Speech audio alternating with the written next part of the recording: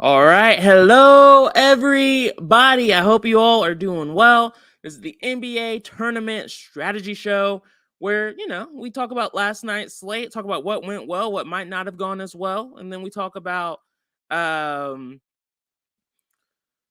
the slate. We go game by game and talk about guys we like, guys we might not like as much. And then on the pre-lock show, which is at 5:30 p.m. Eastern time for VIP members only, link is in the description. Feel free to use the promo code BOB if you all would like to for a 10% discount. We talk about leverage plays, core plays, guys we're going under on, all the fun stuff. But more importantly, let's talk about last night. I'll be honest, last night was not my best night. It wasn't awful, just wasn't profitable, which is all that really matters.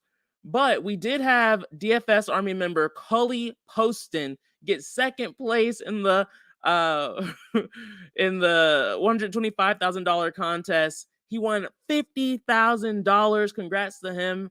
Love seeing DFS Army members do well. I know we had some solid plays in there, but also he definitely made some of his own to get that lineup too, which I love to see.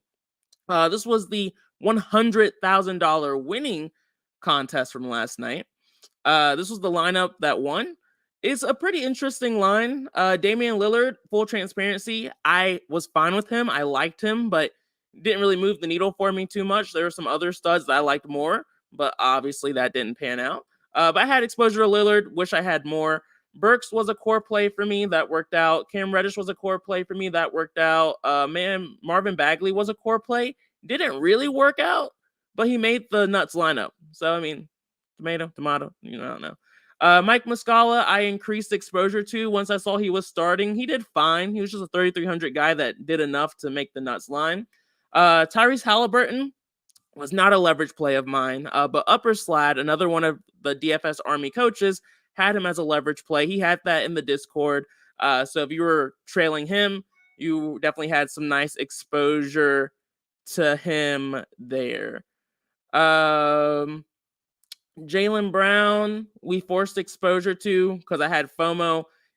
Some things you just always do, and I wish I trusted my gut more so. When Kawhi Leonard is out, I play Paul George. When Tatum is out, I play Brown.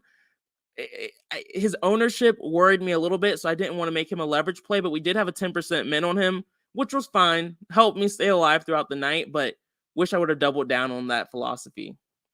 And then Paul Reed was the random 0.1% owned guy. There's some teams that we play bigs against pretty often, like the Pacers, and we've seen a few times now that the backup center does just as well, if not better, than the starter. Paul Reed was not better than Embiid, but from a DFS standpoint, price standpoint, he performed very well. Not something I'm going to start doing by any means, but could be a reasonable strategy. So again, solid night to you, Cully Polston. Look forward to seeing you continue to have big wins like that. Hope you can keep it up, man. But let's look at tonight. That's what matters the most. Thomas Dye, good to see you. Geek. Who are the locks, man? Who are the locks? Geek, you've been on fire too for every sport. You need to tell me. All right, guys, let's dig into this slate. Go game by game. See what injury news is happening, if anyone's standing out for us. Starting off, we have the Bucks against the Magic. So already, you guys know how I feel about the Magic. Not my favorite team, but taking the bias out, there's some interesting news here. Let me make sure we're fully updated with it. But yeah, we have Wendell Carter Jr. listed as questionable. If he ends up being out, that's a pretty big deal. Gary Harris is questionable. Similar story. Pretty solid impact if he ends up being out. I think the key thing for me is that if we get the news that Wendell Carter Jr. and Harris are out, my interest in the Magic increased. The matchup against the Bucks is not one I like to pick on. So if everyone's healthy, not really planning on having a ton of exposure to these guys. But with Carter Jr. and Harris out, Mo Wagner, Jalen Suggs, they see an increase in minute stability. Usage rates are okay. But the opportunity is what I care the most about. And so those are the two guys that would become more viable for me. And then Cole Anthony, who already has some decent ownership, as we can see, would become more viable for me. To be honest, right now at 4,400, I will probably end up being around field weight, but I don't love the spot. I'm not really planning on going above field weight on Cole Anthony unless we get the news that Gary Harris or Wendell Carter Jr. are out. Outside of that, no one really stands out too much for me, to be honest. To be honest. Next up for the Bucks, we have Jrue Holiday listed as questionable. We have Giannis listed as probable. Chris Middleton was not on the injury report, so that's good to see. Goran Dragic out. Wesley Matthews has been out for a while. None of that really matters. So with Jrue Holiday being questionable, we know what that means. That means we have to be mentally prepared to play Javion Carter tonight. I wish Raz was here. Raz is the Javion Carter whisperer. He's one of the coaches here at DFS Army. I might need to message him to see what his thoughts are. But Javion Carter, he's that low usage guy who, if he sees enough minutes, can break a slate at his price tag.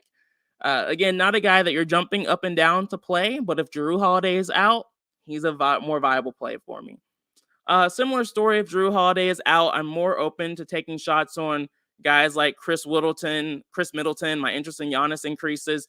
And the thought process for that is that they all see increase in usage rates.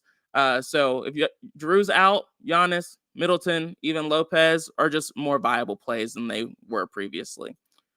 But if no one's out, not really planning on having a lot of exposure to this game. You can always make a case to play Giannis at low ownership, but there's a reason for why he's pretty low owned on this slate. And that's because of the stud who's in the last game. That's really hard to make a case for not playing. All right. Next up, we have the Washington Wizards. So for the Wizards, we have Kyle Kuzma listed as questionable. Monty Morris looks like he's unlikely to play. And then Xavier Cooks has been out. The Wizards are always, like most teams in the NBA, are more interesting if Kyle Kuzma ends up being out. Bradley Beal, Sim Model loves him, will be a leverage play for me probably no matter what, but I'll be much more excited about it if Kyle Kuzma was ruled out. Same story with Porzingis, same story with Wright, Gafford as well. I just don't love playing this team when everyone's healthy. So outside of Beal, no one's really popping out for me too much. Again, unless Kuzma's out, that would really switch things up. But for now, I'm fine passing. For the Pistons, they're the team we have to always talk about. And unfortunately, it's really hard to talk about them because pretty much all of them are listed as TBD right now. We don't know who's playing and who's going to be on this team tonight. For me, I'm going to prioritize the starters and the starting lineup. We even saw my guy Corey Joseph do decently well last night, which is always a sight to behold. But I'll run through it. Bogdanovich is listed as TBD. Jalen Duren is listed as TBD. Isaiah Stewart is listed as TBD. Killian Hayes is TBD. Diallo's TBD. McGruder's TBD. And then Cade Cunningham has been out for a while. The one thing that I think is probably safe to assume is that Jaden Ivey is a viable play on this slate. If at least 2 to 3 of those guys end up actually being out. Ivy is more interesting, of course, when Killian Hayes is out. So he's probably the guy that I'm paying the most attention to. And then outside of that, pay attention to the starting lineup. Thank God it's one of the earlier games. If it wasn't, I would probably lose my mind. DD and Ha, good to see you, man. Good to see you. Next up, we have the Charlotte Hornets against the New York Knicks. For the Hornets, we have Cody Martin listed as out. LaMelo is going to be out for a long time. It's weird. The Knicks are a pretty solid defensive team. With LaMelo being out, I think that's the major driver here. The Hornets are slightly increasing from a defensive standpoint, but you guys know me. I'm still going to play my bigs against the Hornets. But for the Hornets in particular, oddly enough, no one's standing out for me too much. This is a spot where I want to look a little bit closer at and see if I can find some solid leverage plays in here, but just the matchup and even in being one of the lower totals on the slates is just really not giving me a great reason to want to have a lot of exposure to this game. Kelly Oubre has been in solid form. If he keeps that up, then he definitely could pop a bit more for us on this slate. But again, honestly, the matchup against the Knicks, just not my favorite spot. And he already has ownership, so it's not like it's sneaky either. So not a fan of it. The Knicks, I do like a bit more. Jalen Brunson is questionable. So we know if anyone played DFS on Sunday or you were watching any NBA basketball on Sunday, when Jalen Brunson is out, your guy Emmanuel quickly takes over. Like he shoots the ball, he has a ton of usage, fun play for sure. But I don't really care about him unless Brunson actually ends up being out. So we'll see what actually happens here. Once again, we have to keep a good eye out for the news and see what actually transitions. But as long as Brunson's out, I'm totally fine with quickly here. So yeah, that's fine for me. And then again, bigs against the Hornets. No longer the sneaky play it once was. Mitchell Robinson has decent ownership on this slate. Hopefully that falls a little bit, but I doubt it will. I'll be at least around field weight, if not slightly above it. I like Mitchell Robinson in this spot. I like the matchup. I don't like the ownership. I like the price tag. I can't find a great reason to not play him outside of potentially just pivoting to Julius Randle and making him a leverage play is a slightly more interesting. He's a big. You can play bigs against the Hornets. He plays solid minutes. I like him a bit more if Brunson's out. Well, the problem is everyone's going to like him more if Brunson's out. So I'm contemplating just making him a leverage play and hoping we get that news around 7. I doubt that's all going to happen. But I like Brunson kind of either way. So I'm fine with a 20% min, and then I'll be ecstatic if Brunson actually ends up being out. And I would still be fine with being around field weight on Mitchell Robinson and still having Julius Randle. It's not like a one way or the other thing for me. Michael Ortiz, good morning. Hope you're doing well, man. Anyone else? Of course, like if Brunson's out, Barrett sees a boost too. Can take some shots on some of the other guards, but not a game I'm trying to force a ton of exposure to right now. More interested if Brunson ends up being out. The spread is a 10-point spread, so that's worrisome too. But again, if Brunson's out, maybe the spread gets a little bit closer. The 76ers, man, this team is a little bit of a pain point for me, to be honest. For the Sixers, they have Tobias Harris listed as TBD and PJ Tucker listed as TBD. Once again, we saw this yesterday. Yesterday, Tobias Harris and PJ Tucker didn't play. And I talked about it on this show and the pre-lock show last night that Niang was a guy I definitely wanted to increase exposure to just to kind of see how they utilized him when Harris and PJ Tucker were out. I also increased some exposure to Jalen McDaniels as well because it just made sense to. Jalen McDaniels was solid last night. He put up 20 points, 8 rebounds, solid performance without Harris and Tucker. I'll be totally fine going right back to the well on that if we get the news that those two are out. We saw Milton have a slight increase in his minutes as well. So I'm talking about Shake Milton. There's a lot of like Meltons and like M's on this team. But I was talking about Shake Milton. He saw an increase in minutes with Harris and Tucker out. I think that was a little bit of a surprise. I didn't really expect that. But I would prefer McDaniels, to be honest, if I'm trying to take a shot on those guys being out. Of course, Embiid, Harden, Maxey, Melton all see an increasing usage when Harris is out. So just a viable spot in general. But if everyone's healthy, probably just going to take my shots on with Harden and Maxey and move on. My reasoning for Harden and Maxey, Harden's has been in solid form, decent usage rate with his price tag. He just projects decently well for me. And then when it comes to Maxey, he's still just a little bit too cheap. I was worried about my exposure to him last night, and I was talking about it on the pre-lock show. I felt like I had too much of him, but he is still too cheap for the upside he brings to the table now that he's playing more consistent minutes again. So once it gets into the 6K range, I'll feel a little bit more comfortable not having a ton of exposure, but I'll want to be at least around field weight on this slate. For the Timberwolves, we have Jalen Noel already listed out. Glad we know that already. Austin Rivers is probable, and then Karl Anthony Towns has been out for a long time. That doesn't really matter anymore. It's interesting seeing how this team has been operating with Mike Conley really leading the pack here. I feel like it's made Rudy Gobert just much more viable over the last few slates. And also, Kyle Anderson has been in a bit better form since playing with Mike Conley, too. That does not mean Kyle Anderson will be a core play for me. I think I promised earlier this season that Kyle Anderson will never be a core play for me because that just rarely ever pans out. But I'm totally fine having exposure to him, even if it's me being double the field. I don't like picking on the Sixers, but they just feel the Timberwolves just feel a little bit cheap here. So I am fine. We had Jalen and Jaden McDaniels. I don't like that.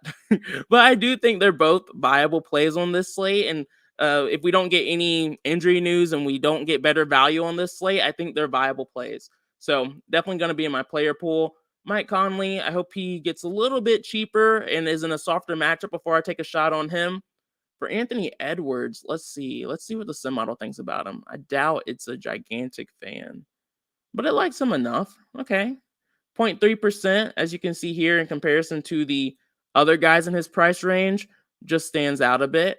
You'll see the sim model does not like Julius Randle a lot, but again, if Brunson's out, I can make a case for it. Rudy Gobert is on my radar. The tough part is we have a lot of strong center plays per usual these days. So it's really tough to want to take a shot on him in a tough matchup against the 76ers. If for some reason Joel Embiid ended up being out, I'll be more open to taking that shot on him, but assuming there's no reason to believe that's going to happen. So not going to get there more than likely. I mean, no one else really stands out for me too much. Again, this team's pretty healthy, so outside of maybe taking some shots on Jaden McDaniels for some value, maybe having a little bit of exposure to Kyle Anderson here, I don't foresee having a lot of exposure outside of maybe taking a shot, like having Anthony Edwards as a leverage play and just having a 5% min on him makes sense at super low ownership. The matchup's tough, though, in general. That's why all those guys are pretty low owned for solid reason. Next up, we have the Golden State Warriors. We have a lot of probables on the list. So we have Draymond Green listed as probable, Iguodala listed as probable, Anthony Lamb is ineligible, Andrew Wiggins is out, Gary Payton's been out for a little while now. The biggest thing is that, ever since Steph Curry has returned, I don't have to play Jordan Poole anymore. So that's nice. The matchup against the Thunder isn't one to really be afraid of. I just don't like playing the Warriors when they're healthy. Andrew Wiggins is out, but he's been out for a while now. You can always make a case for playing studs when they're low owned.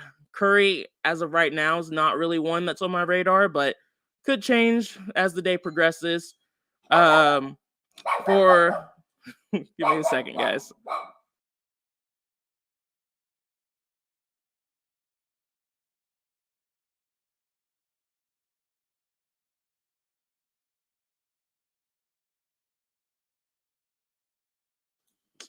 All right. Sorry about that, guys.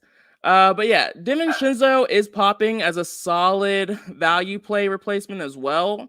But I am not the biggest fan of trying to have a ton of exposure to him with Steph returning. He still sees solid minutes with Wiggins not playing, and at 5,400, I get it. I'm just hoping we get better value on this slate. So as of right now, I'm fine with it. I'll have exposure to him, but that's because we're not desperate for value, but there's not a ton. So ideally, it's a play I can move off of towards lock. But yeah, no one really stands out for me too much in this game or on that team, to be honest. Then we have the Thunder. Jalen Williams is questionable. That's impactful. Kenrich Williams has been out. Poku's been out. Shet's been out. Nothing too crazy there. The guys who see the biggest increase in minutes and stability, you're probably not going to love. It's your guy, Aaron Wiggins. who earlier this year was super chalk when the Thunder had a lot of guys out and disappointed because he's a very low points per minute guy. But if he sees enough run, he can get there. Not a guy that's really on my radar tonight. You can beat the Warriors in a lot of different ways. They're not the best defensive team, but they have been improving. But they're just not. Wiggins is just not a guy I like forcing exposure to. Dieng also sees a few more minutes here with Jalen Williams, if Jalen Williams ends up being out. But ultimately, this is just not a team I plan on having a lot of exposure to outside of SGA. Assuming SGA sees his normal solid amount of run against a not great defensive team at low ownership. Usually the kind of plays I have as leverage plays. There's a lot of these low-owned studs, though, so I'm going to compare and contrast them. But SGA is definitely one of the ones on my radar. Next up, we have the Nets. This team is starting to look like they might be alive a little bit. We got off of them after that one bad game, and they've been on fire really since. They're pretty healthy. Ben Simmons is we're just not going to say anything about that. He's just not playing. And so the guys who've really been dominating this team from like an offensive standpoint have been like Mikal Bridges and Spencer Dinwiddie. They've been in great form. Cam Johnson has had his performances. DFS and Royce O'Neal are definitely starting to step up as well. Claxton's fine. He's just priced appropriately, in my opinion. But he's getting decent ownership, which is interesting. I think it's really just this matchup against the Rockets. They're a really bad team and a really bad defense. I'll be honest with you guys. I've been saying it from the beginning. The Nets are a streaky shooter team. And so all of these guys are going to have nights where they go off and then everyone plays them and then they will burn you. That's just going to happen. That's just the way this team operates. You have to be mentally prepared for that. For me, the way I like to handle streaky teams like this is usually playing the guy who's the lowest owned. And that's Mikal Bridges. And honestly, he's the guy I like the most on this team anyway. Just because he has the highest usage or one of the higher usages on the team. Even when they play, you can just tell he's the guy right now. Probably if there was going to be someone from this team that made the All-Star game next year, probably would be him. So I'm totally fine putting a 20% min on him and utilizing him as a leverage play on this slate. I think that's pretty likely for me, to be honest, unless something else comes up through the news. Like more guys end up being injured and then I fall off of it. But as of right now, Bridges is a very viable play for me. Let's see if the sim model likes him. 8,100. It doesn't aid him. The 0.1% is not what you want to see. Sim model loves Bradley Beal. It always does. But yeah, Bridges is definitely on my radar. Even though the sim model doesn't like him, I like the matchup. I like the ownership. I like his upside. I like his point per minute. There's a lot of things going for him. He just has to not do what he does sometimes and just take a backseat role. Next up for the Rockets, you guys know I view the Rockets kind of like the Magic. They're not a team I like having a lot of exposure to. And I like them even less when everyone's healthy. We know Shungan, Porter Jr., Green all have upside capabilities, but they're just not guys I like playing unless I can find a really good reason to. Jalen Green is projecting pretty well, so makes him more viable. Eason's projecting pretty well too. I don't plan on having a lot of exposure to these guys. I'm not going to X them out of my player pool because that's just not the way I play. But if I see too much, that I'm getting too much of them in my initial runs, I will lower it to be more so around field weight exposure. But ideally, I don't have to worry about that. I don't like the matchup against the Nets. They're a solid defense these days. The ownership is low, but I don't like their upside. And their price tags all seem fine to me. And again, they're healthy, so not a team I like to attack with. Next up, we have the Utah Jazz, another team that was really fun to play with for a while because they had a lot of guys out, but now they're a bit less interesting because now everyone's healthy and everyone's more so priced appropriately for the most part. For the Jazz, we have Lauri Markkanen listed as in, Walker Kessler's questionable, Colin Sexton's out still. So the thing here and the reason why they're less interesting now is because Colin Sexton and Jordan Clarkson were out. And so when that happens, there's a crap ton of usage that we can look at. Oh, there were a lot of comments that just came in. Sorry for the lag, guys. Darius J, good to see you. Bill Betts, up man. Josh Gilliam said Jalen Williams has been going crazy. Yeah, but part of Jalen Williams doing so well, there's too many Williams. I need to make sure I'm talking about the right one. The Jalen Williams that's on the Thunder, part of why he was doing so well is because he sees an increase in usage when SGA is out. Now that SGA is back in, that does impact his usage rate a little bit. So something to watch out for there, for sure. But still, he's been in solid form even before that. But just when he was having those ceiling performances, a lot of those were with SGA out. Rick said, "What up? Is Steph a sneaky play tonight?" He's definitely sneaky because he's low owned. I just can't find a great reason to play him outside of that. And there's a few of these low owned studs that I just need to kind of list out and compare and contrast, like the spots, the matchup, the upside, and make a decision from there. I'll have a decision made up by the time we get to the pre-lock show, but there's a few viable options for those guys at this point. Dave, what's up, man? Yeah, appreciate you. Don't forget to like and subscribe, guys. You guys saw we had a 50K winner last night, so definitely a lot of good stuff happening at DFS Army. We have a fantastic prize pick show that's been on fire over the last few weeks that my guy Sniper's leading. And then the other coaches at DFS Army have been doing and providing really good content too to help everyone out with their lines. So definitely a lot of good stuff happening, and plenty of reasons to like this show to help us continue to grow and just continue to grow and develop. I always appreciate the support. So yeah, we were talking about Steph, but now back to the Jazz. Got distracted a little bit. Yeah, you're right. You're right, Josh. Like, he definitely can have solid games and has had solid games with SGA back. He's just not as consistent as he was when SGA was out. Just a little bit more, hit or miss. But we'll see. If he plays tonight, we'll see. We'll see. All right. For the Jazz, like I was saying, Jordan Clarkson's back now. So now that Jordan Clarkson's back, the other guys are impacted more. So it's not like THT is a must play anymore. Chris Dunn is a must play. Chris Dunn's still cheap, so he's a slightly more viable play with Sexton still out, but he's not the we're super excited to play him guy anymore. He's just another 4,800 viable play. He needs to be very efficient to exceed value. Not impossible, just not as exciting. And Lauri Markkanen coming back too has a dramatic impact on the rest of this team as well.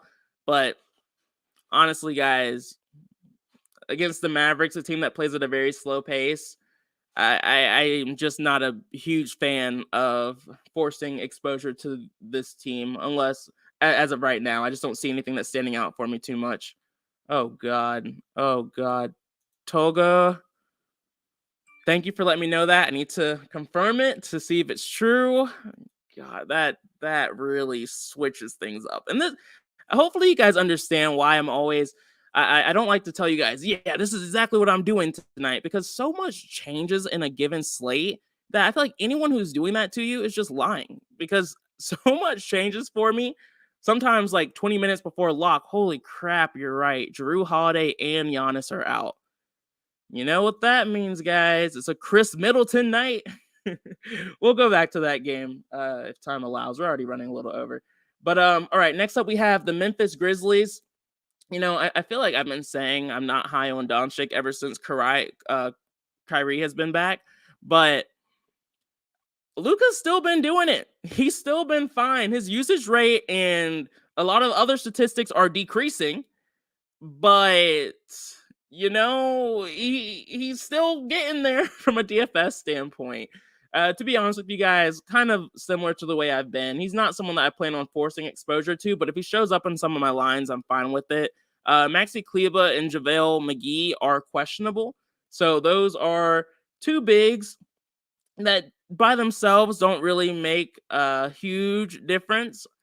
But if they both end up being out, I am more open to taking some shots on like Christian Wood, but honestly, it's not my favorite spot.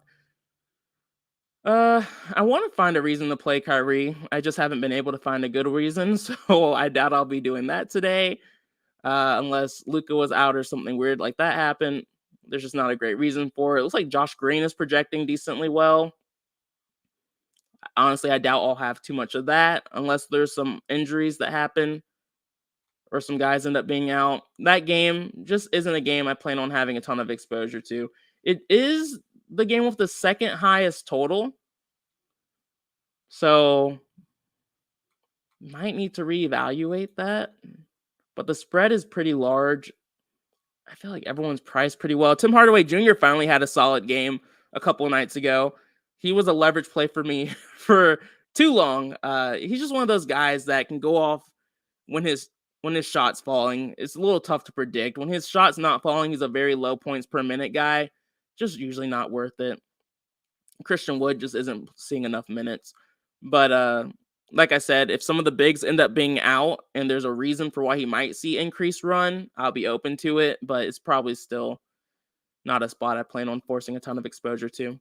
All right, last game on the slate is where we're getting most of our value from and where the game I'm probably the most excited about.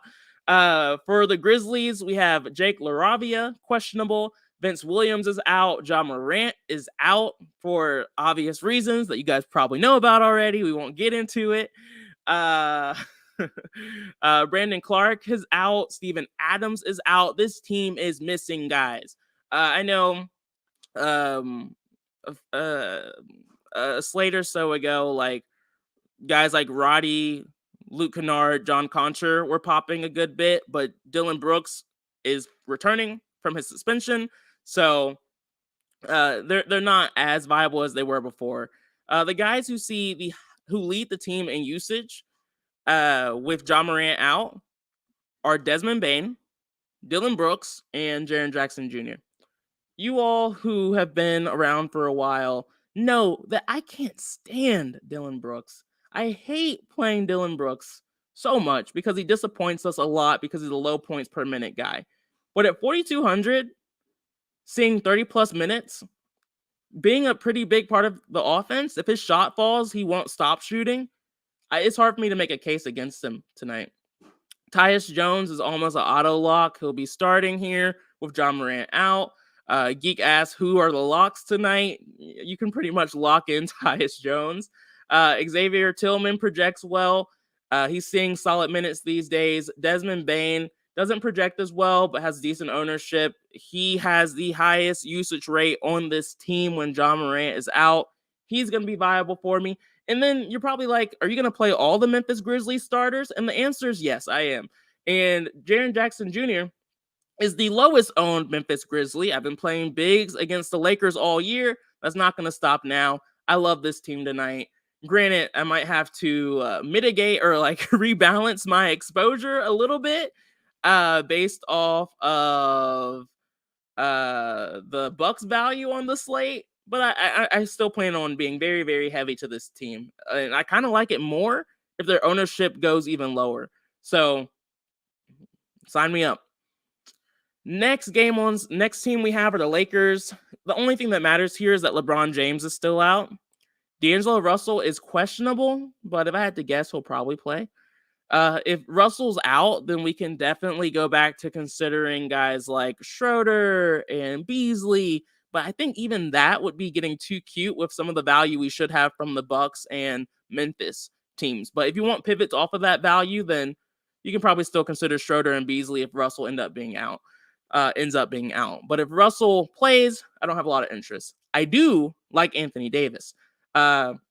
Is no longer a softer than it appears to be matchup because Steven Adams has been out for a good chunk of time now. So the matchup looks pretty soft on paper. And at 24% ownership, it's pretty high. It's pretty high, not going to lie.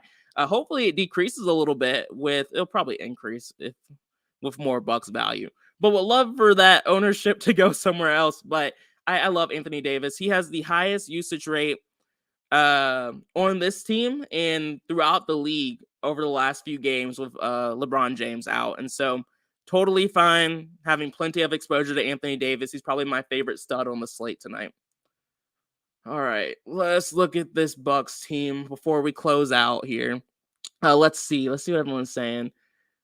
My guy Paul said, I've seen DFS Army at the top of FanDuel a few times now, so I'm here to give you all your flowers. Keep it up. Appreciate that, Paul. Appreciate that. Hope you're up top soon too, man.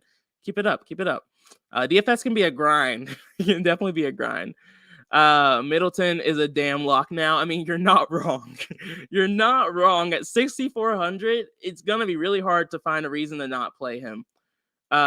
Middleton, Carter, yeah, Javion Carter. We were talking about him at the start of the show. He's definitely super viable now. Possibly Portis. You know, Portis is the one that tends to go a little bit underlooked when he's popular. This is a weird correlation, guys. But there was a guy last night who I had as a leverage play who is similar to this, and I was like, he's gonna go off now because he's going to be lower owned, and he did well. He definitely exceeded value, and Portis is kind of like that for me too. When he's popular, he usually doesn't get there, but when he's not as popular, he usually has a ceiling performance when Giannis is out. So he's on my radar. I'll have exposure if he's under owned in my book. Like if he's projected to be around 20-30%, I'll probably I'll at least be over the field to that. If he's much higher, like 40-50% expected, then I doubt I'll get there. I'll still have exposure, but I doubt I'll be over the field. Tolga said, give me all the Lopez. Agreed, Josh. Give me news early, unless it's like the situation that I'm pulling for with the Knicks. Then give it to me late. Agreed, Dave. Thank you, Paul, for the shout out. Always appreciate the flowers. But yeah, I mean, I feel like this isn't rocket science, guys. When Giroux and Giannis are out, Brook Lopez sees a boost, Chris Middleton sees a boost, Bobby Portis sees a boost, Grayson Allen and Pat Connaughton even see boosts, like slightly more secure minutes. Obviously, their usage rate increases. Curious to see how they utilize Jay Crowder tonight, if he sees any more run. And then Javion Carter, you know, he's a very low usage guy, but he usually can get there. I like it when he's a little bit cheaper, to be honest. Like if he was 3,200, I would feel much better about it. But because he's been solid lately, he's gonna have more ownership, and I don't know. I do think he's probably still the best value we have on the slate, but I am thinking about it now more than I was earlier. The 3,700 price tag is just a little worrisome. But if he gets like 24 points, then he's still solid value, which is honestly all we need him to do. And so, you know, I'm not gonna get too cute. I'm probably still gonna play him as long as he starts, but I had to think about it. Desmond said, what's up, everyone from Las Vegas? Nice. Good to see you, man. Appreciate you for joining. Unfortunately, that's pretty much the end of the show, guys. Of course, on the pre-lock show, again, that's at 5:30 p.m. Eastern time. We'll dig a little bit deeper into the details. We'll talk about the leverage plays that we'll have, guys, which means guys will be double the field on. We'll go over core plays and then really just how I'm using the domination station that night. So look forward to seeing everyone then at the pre-lock show. If not, look forward to seeing you all tomorrow. Good luck, guys. Hope to see more takedowns. Have a good one. Peace out.